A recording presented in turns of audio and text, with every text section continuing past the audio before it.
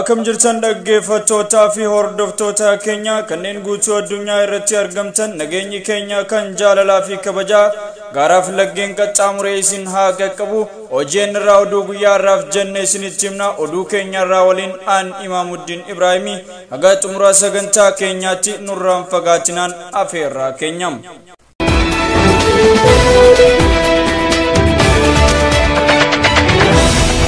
Itoophiyaatti sa'aatii 24 darbe keessatti qorannoo samuudaa namoota 5,274 irratti godhameen namoonni 279 vaayirasichaan qabamuun mirkanaa'eeti jira.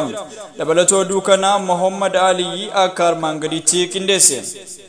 Sababa vaayirasii koronaatiin sa'aatii 24 darban keessatti namoota 2 lubbuudhaan darbe. Itoophiyaatti qorannoon sa'aatii 24 darban keessatti qorannoo laaboraatoorii namoota 5,274 godhameen namoonni 279 vaayirasichaan qabamuu isaanii mirkanaa'eera.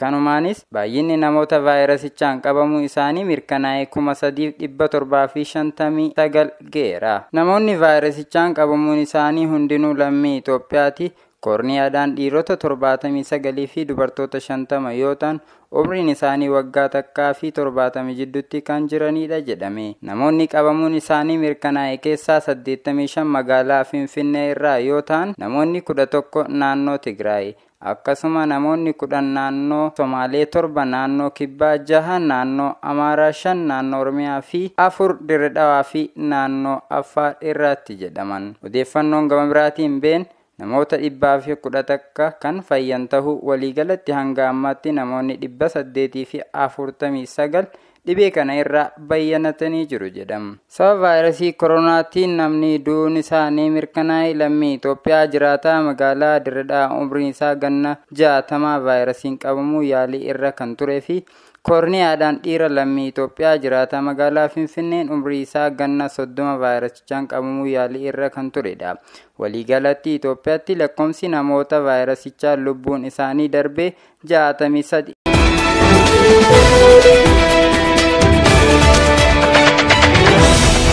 Beijingiti weerarii COVID-19 marsaa lammaffaan hammaate. Biyya Chaayinaa magaalaa Beijingiti weerarii vaayirasii koronaa marsaa lammataa hammaannaan dhorkaawwan garaagaraa kaa'uun eegaleeti jira. Beijingiti torbee darbee eegalee marsaa lammaffaan lakkoofsi namoota vaayirasichaan qabamanii 137 ga'eera jedhame. Magaalaa guddittii Chaayinaa Beijingiti guyyoota 57 weerarii vaayirasii koronaa osoo hin mul'atin turuun isaa kan yaadatamudha.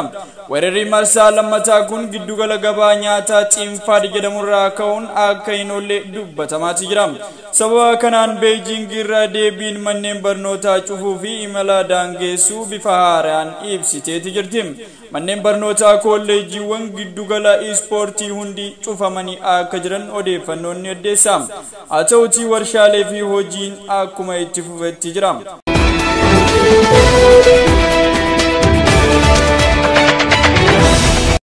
Itiyaan Pirezidaantii Suudaan Leetinaal Jeneraal Mohammad Hamdaan Finfinnee galaniiti jiru.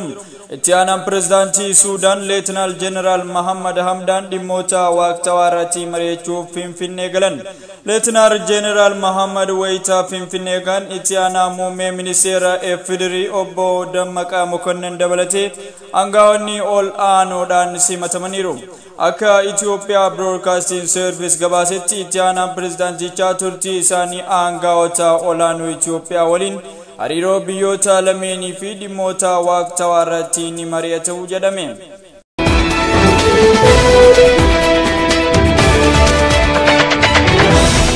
Pirezidaantiin Ameerikaa Doonaald Tiraamp haaromsa poolisii biyyattii gaggeessuuf murtoo gargaaruu mallatteessan. Murtoon kun baajata poolisii guddisuu fi hojmaata ammayyeessuuf kan kaayyeeffame ta'uun ibsameeti jira. Dabalataan gocha shankamtoota irratti fudhatamuu to'achuu fi hordofuuf hojmaata gargaaruu kan of keessatti hammate ta'uunis ibsameeti jira. Pirezidaantii Tiraamp yaada baajata poolisii irratti dhiyaate kuffisaniiru jedhame. Murtoon pirezidaantummaa kun sababa ajjeechaa Joorji Floyd rakkoo siyaasaa Waashingtan irraan ga'e baraaruu fi jedhame.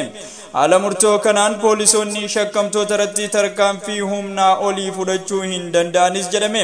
Namoonni siyaasaa tokko garuu murtoon Tiraamp kun murtee yeroo kan fagoo hin deemsifne jechuun qeeqaniitu jiru. Akkasumas yakka sanyummaa poolisoonni Ameerikaa gurraacha irratti raawwatan furuuf humna hin qabu jedhame. Ameerikaatti poolisoonni lammiilee bifaan gurraacha ta'an irratti tarkaanfii humnaa olii fudhachaa jiraachuun ni beekama. Ajjeechaa Joorji Filooyidiin walqabatee mormiin torbee sadiif biyyoota Ameerikaa kutaalee garaagaraa keessatti itti fufeeti jira. Sababa kanaan seera baastonni biyyattii poolisoonni tarkaanfii madaalawaa hin taane akka hin fudhanne qajeelfama qopheessaa turuun isaanii ni yaadatama. Maddi oduu kanaa BBCtu gabaase.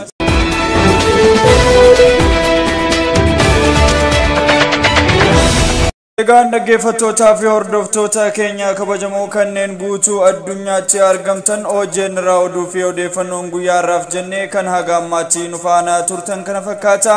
Odeeffannoo isinitti himuun kan isin waliin ture an Imaamuddin Ibraahimii. Odeeffannoo biraatiin yeroo biraa haga walitti deebinutti yeroo gaarii qabaadha.